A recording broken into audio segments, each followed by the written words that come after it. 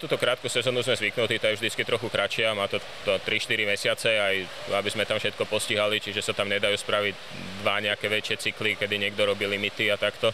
Čiže našťastie nám platia limity z minulého roka a nemuseli sme to teraz naháňať.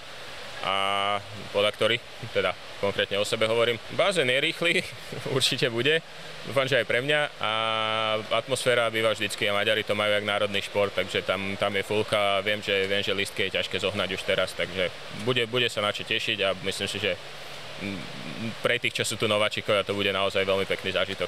Niekto môže prekvapiť, mne sa to stalo pred 9 rokmi, myslím, alebo 8. Netani, keď som poprvýkrát vycestoval na seniorské podujatia, zapala som tam veľmi dobre, čiže myslím si, že niekto z tých mladých sa ukáže. Sústredila som sa vlastne v Poprade na sústredení, potom som bola v Egypte, následne v Liptovskom Jane, takže myslím si, že príprava prebehla veľmi dobre podľa predstav, takže uvidíme. Nakoľko si musím poklopať, tak ma obchádzali nejaké zranenia alebo takéto záležitosti, takže prebehla príprava fakt tak, ako mala, takže ja som spokojná s prípravou.